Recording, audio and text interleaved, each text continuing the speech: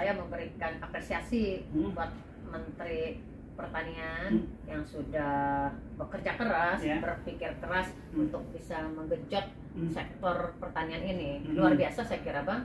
Ya, terbukti peningkatan produksi seperti padi tiap tahunnya kan semakin meningkat. Belum lagi bicara dalam 2 tahun terakhir di saat kita menghadapi wabah COVID kemarin, alhamdulillah sektor pertanian ini kan memberi kontribusi positif Bang terhadap PDB nasional kita, juga terhadap laju pertumbuhan ekonomi kita. Itu luar biasa ya, ketimbang sektor-sektor yang lain nih Bang. Nah, itu kan capaian keberhasilan salah satunya ya untuk Pak Menteri Pertanian ini. Tentu harapan saya ke depan bagaimana Pak Mentan ini walaupun diberikan anggaran tipis-tipis makin turun tuh ya. Makin turun kayak channelnya Abang kupas tipis-tipis, walaupun Kementerian Pertanian diberi anggarannya tipis-tipis, Pak Menteri yang sabar, yang kuat, yang semangat gitu ya dalam berjuang untuk bisa meningkatkan stabilisasi pangan nasional kita. Saya yakin di tangan Pak Menteri sektor pertanian ini menjadi sektor penentu.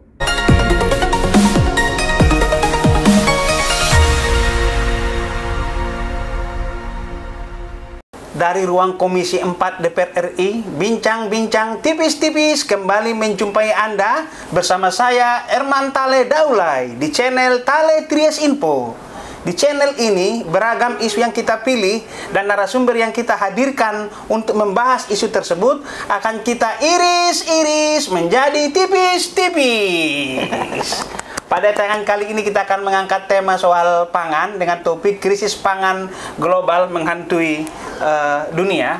Untuk itu kita menghadirkan bintang tamu Ibu Nur Aini, anggota Komisi 4 DPR RI, fraksi Demokrat Dapil Banten. Banten berapa Bu? Banten 2. Banten 2. Beliau akrab disapa juga, kata Bang Hafiz Regar, Ibu Wadon Banten.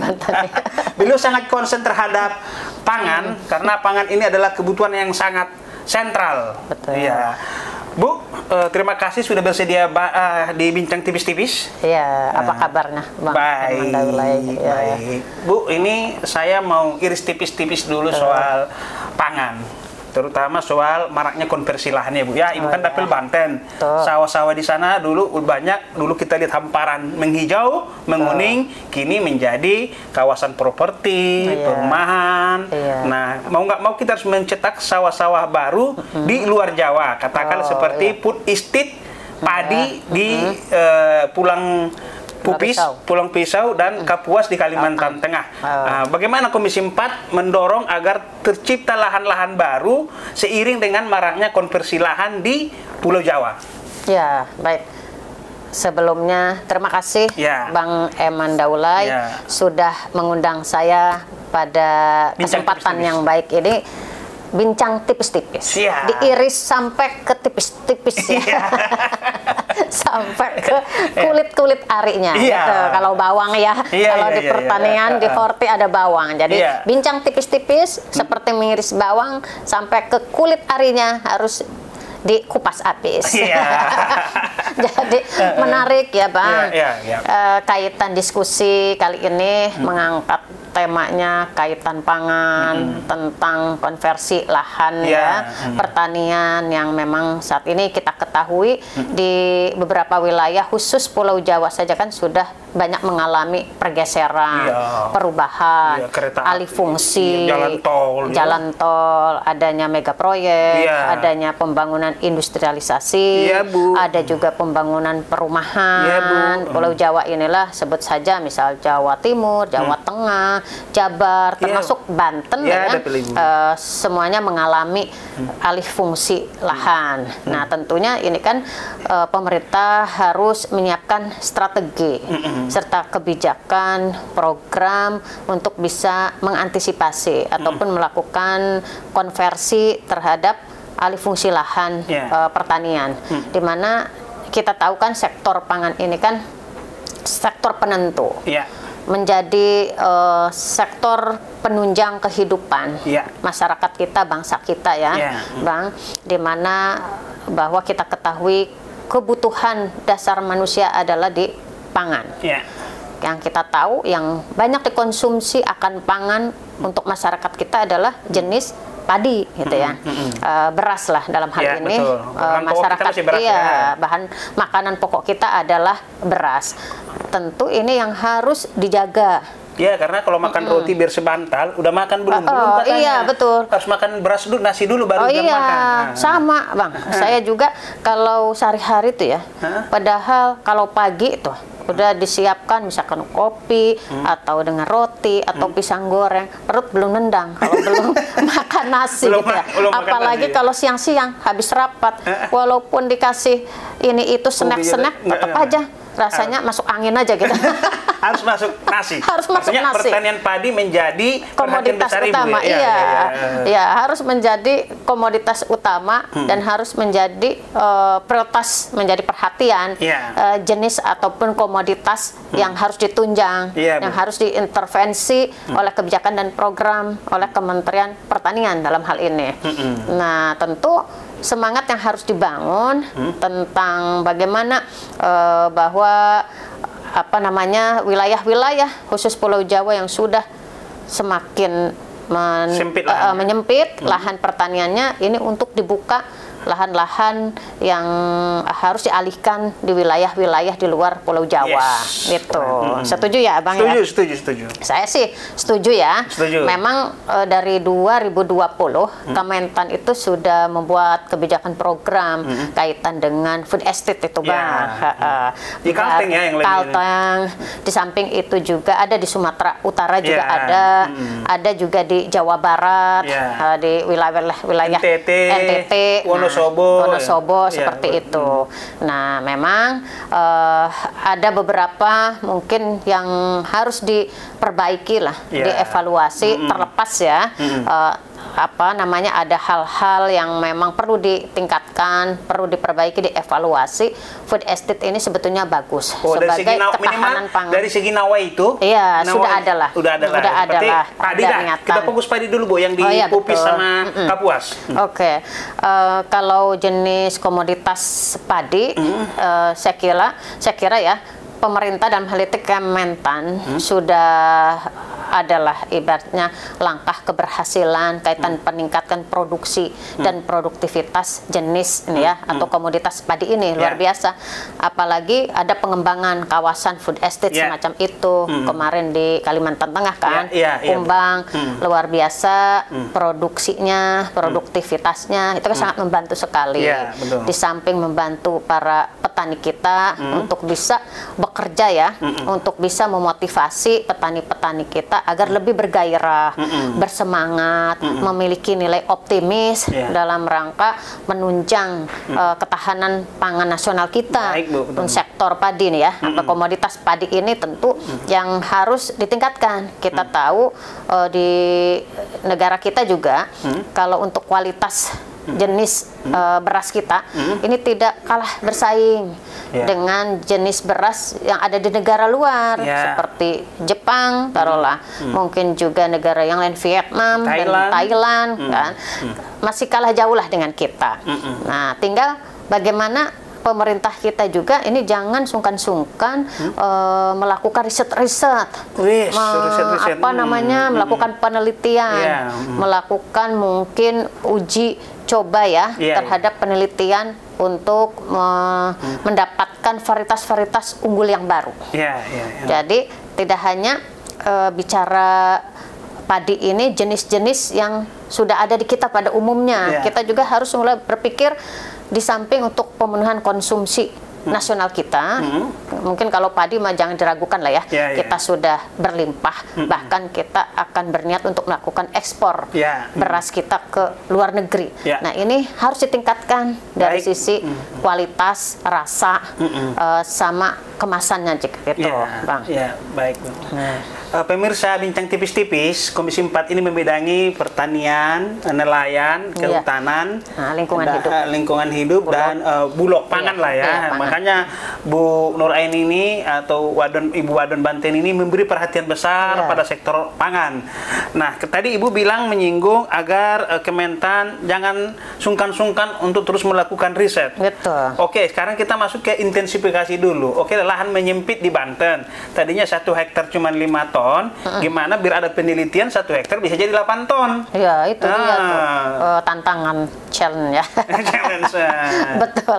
Ya, saat ini contoh aja di Banten, para petani kita, mungkin juga kelompok-kelompok petani, di samping itu juga balai pertanian, ya baru memiliki mungkin sektor produksi ya di Banten ini kan 1 hektar hanya bisa menghasilkan 6 ton. Tinggi. Lumayan lah, alhamdulillah. Tinggi. Awalnya kita hanya di posisi 5 ton sekali panen. Tapi alhamdulillah seiring perkembangan waktu, karena kita terus dorong diberikannya bantuan Alsintan, ini produktivitas sektor pertanian jenis padi ini semakin meningkat di dapil saya juga, Bang. Mungkin hampir sama lah rata-rata di dapil yang lain.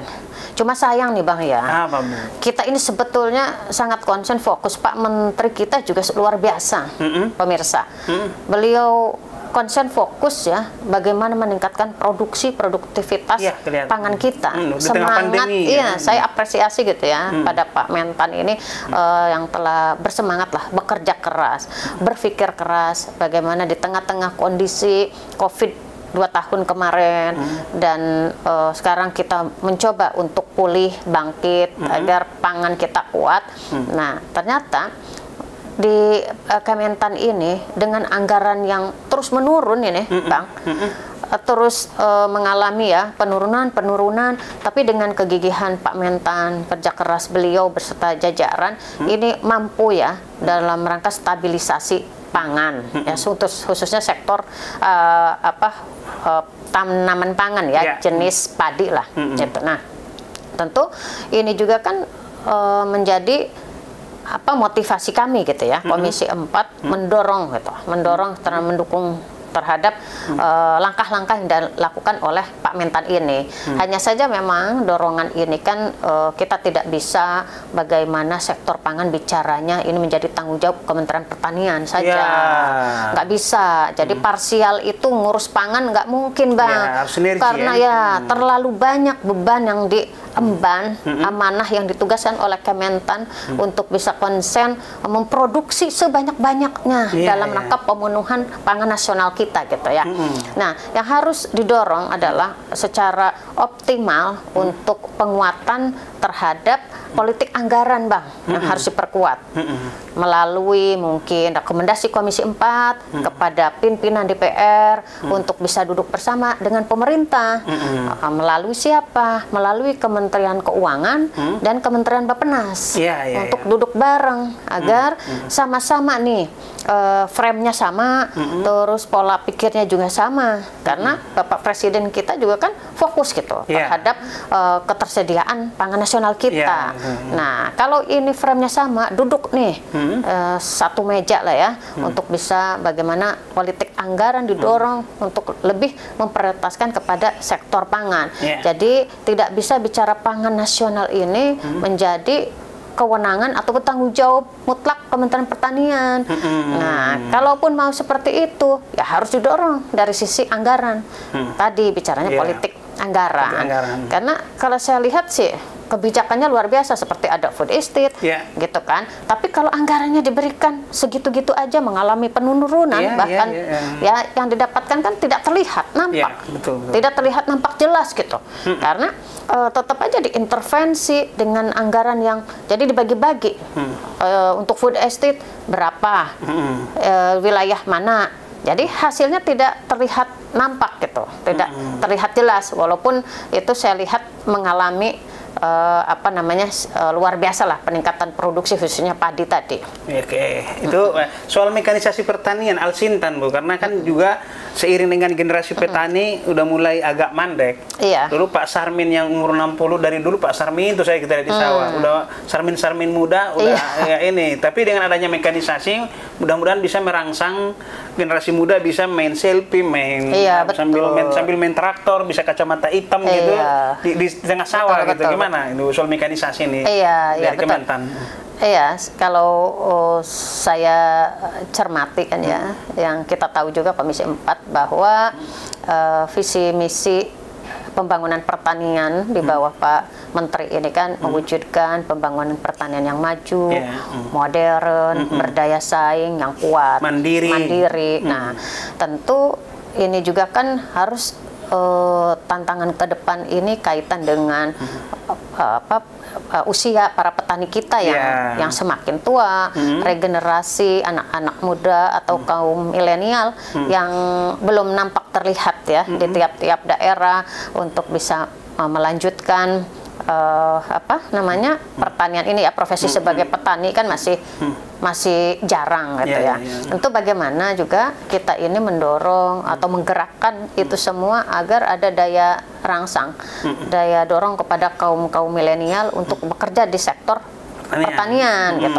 Toh sekarang juga kan sudah mulai bagaimana pemerintah juga mempersiapkan mekanisasi ya, mesin-mesin pertanian, alat mesin pertanian yang modern supaya bisa mendukung efektif, efisien, peningkatan produktivitas, agar dari sisi juga tenaga nggak banyak dikeluarkan, milenial juga sekarang bisa terjun ke sektor pertanian dengan tidak kotor-kotoran atau menganggap bahwa sektor pertanian itu yang identiknya dengan lumpur, miskin dan sebagainya. Sepertinya image ini kan harus mulai dihilangkan ya. Memang tidak bisa dikikis lah. Emang tidak serta-merta langsung cepat seperti membalikkan telapak tangan. Otomatis ini harus ada rangsangan, keterjaminan dari pemerintah bahwa menekuni sektor pertanian ini berlipat-lipat keuntungannya Bang, dari sisi mungkin waktu saat ini ya, terus biaya ataupun dari sisi penghasilan, ada nilai ekonomi yang didapat. Terbukti nih ya pemirsa, sekarang COVID 2 tahun aja ya yang memberikan kontribusi positif terhadap produk domestik bruto ini kan dari sektor pertanian. Ya betul. Yang lainnya anjlok. Laju pertumbuhan ekonomi juga memberikan kontribusi positif gitu. Iya, hotel-hotel pariwisata nangis darah. Infrastruktur nangis darah. Pariwisata nangis darah. Pabrik manufaktur, industri nangis darah. Giliran pertanian, sektor pangan menggeliat. Ternyata menggeliat. Saya kalau memberikan BIMTEK nih ya Bang, saya selalu mengajak, menggandeng para kaum milenial di Dapil agar jangan ragu-ragu, jangan sungkan-sungkan, dan jangan setengah-setengah untuk menekuni sektor ini gitu. Kalau bukan anak-anak muda, kaum milenial, siapa yang akan mengganti para petani-petani yang sudah sepuh ini? Iya, betul. Nanti itu kan jadi problematika baru. Iya, di samping itu kan jadi ada tantangan ke depan kan yang lebih berat lagi. Sementara kebutuhan akan pangan tidak hanya menjadi kebutuhannya orang Indonesia. Seluruh dunia butuh akan pangan. Itu Pak. Cuma ada hal yang lain ya pemirsa, Bang. Ini saya hasil aspirasi masyarakat ya, hasil reses turun ke Dapil pada petani-petani yang gurem, yang tidak memiliki lahan, ataupun buruh tani. Jadi setelah masuknya mekanisasi alat mesin pertanian yang modern, ternyata nih ada problem yang baru nanti yang menjadi tantangan ke depan nih pemerintah kita. Para buruh petani ini ternyata mereka ini tidak banyak memanfaatkan tenaga mereka lagi Bang. Tenaga kerja. Tenaga kerja yang akhirnya ini kan akhirnya mengurangi pendapatan. Betul. Jadi akhirnya akan menjadikan masyarakat di sekitaran sawah itu menjadi pengangguran baru, membuat kantong-kantong kemiskinan baru. Terus dari sisi mungkin juga kaitan dengan pendapatan lah ya. Ini juga semakin Bu. Malah tidak ada gitu, tidak memiliki pendapatan yang jelas. Ini juga menjadi persoalan yang harus dipersiapkan, ada antisipasi. Itu juga udah saya sampaikan kepada Pak Menteri, mudah-mudahan menjadi atensi ke depan dalam merancang, membuat formula ini, kebijakan program, ini juga harus mulailah dipetakan persoalan semacam ini. Walaupun tidak nampak terlihat, jangan sampai terjadi di saat akan naik gitu dengan kondisi misalkan jumlahnya terlalu banyak. Ini juga kan akan menjadi persoalan baru buat bangsa kita. Oke, iris tipis-tipis terakhir dulu soal dapil dulu ini. Aspirasi apa yang Ibu dapatkan? Karena saya tahu Ibu adalah anggota dewan yang suka berbaur dengan masyarakat, malah sekarang langsung bersentuhan dengan masyarakat jadi ketua DPC Demokrat. Daerah mana, Bu? Kota Serang. Kota Serang. Artinya kan di Serang itu berdekat tetangga kan langsung bisa komunikasi langsung dengan petani, dengan tupoksi komisi Ibu gitu kan. Aspirasinya apa dan intervensi pemerintah seperti apa yang Ibu dorong untuk mereka? Iya. Ya alhamdulillah kalau untuk program yang saya bawa untuk rakyat saya lah ya di dapil banyak sekali yang sudah diberikan. Sebut saja misalkan tadi alat mesin pertanian, hand traktor, terus TR traktor roda 2, 4, combine, terus di samping itu juga benih, bibit ya. Di samping itu juga mungkin ternak, hewan ternak, dan lain sebagainya, pokoknya banyak. Memang cukup dirasakan lah bantuan dari Pak Menteri dan jajaran ini, apresiasi sekali ya, sinergi yang dibangun cukup luar biasa. Tentu ini menjadi dorongan kita semua ya untuk terus mendukung daripada kebijakan program di Kementerian Pertanian. Nah, di samping itu juga sekarang ini Bang, tidak kalah menarik, jadi adanya visi tadi pertanian yang maju, modern, serta berdaya saing ya, kuat. Bagaimana juga kita bisa lebih meningkatkan kepada peningkatan kapasitas SDM para petani kita. Nah, kita terus lakukan pendampingan itu melalui program kegiatan BIMTEK, terus juga sosialisasi penyuluhan agar petani kita juga mendapatkan tuh pengetahuan dalam pemanfaatan alat mesin pertanian yang serba canggih dan modern.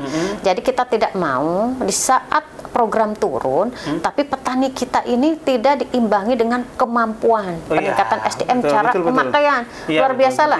Program terintegrasi yang dilakukan, dibangun dengan Kementerian Pertanian ini hebat menurut saya, luar biasa. Ini juga bentuk dorongan sinergi kami. Kami terus bagaimana berupaya untuk melakukan check and balance serta walaupun di rapat sering gaduh, itu dinamika, karena kecintaan dinamika gitu. Dinamika kecintaan kita juga ya kepada Pak Menteri dan jajarannya. Luar biasa programnya. Nah, alhamdulillah dapil saya pun petani yang ada di sana di dapil sudah mulai memiliki wawasan gitu, memiliki pengetahuan kaitan pemanfaatan. Kalau yang lalu-lalu itu kan misalkan karena programnya tidak terintegrasi, secara parsial saja, misalkan pemberian alsintan aja kepada para petani, tapi tidak dibarengi gitu. Cara memanfaatkannya seperti apa, terus kalau ada rusak itu harus bagaimana, itu kan tidak diimbangi. Jangan sampai traktornya rusak dia nggak ngerti benerin ya, akhirnya jadi teronggok nanti. Jadi tidak bermanfaat. Ngangkrak yang ada ya. Mangkrak, betul. Nah, di samping itu juga malah jadi barang rongsokan. Ini juga kita dorong juga bagaimana ada di tiap-tiap daerah ini memiliki bengkel khusus untuk bisa melakukan maintenance-nya lah dalam perawatan pemeliharaan mesin-mesin pertanian yang modern tadi. Itu Bang. Demikian bincang-bincang tipis-tipis dengan Ibu Nur Aini, anggota Komisi 4 DPR RI, fraksi Demokrat, Dapil Banten. Dua. Assalamualaikum warahmatullahi wabarakatuh. Waalaikumsalam.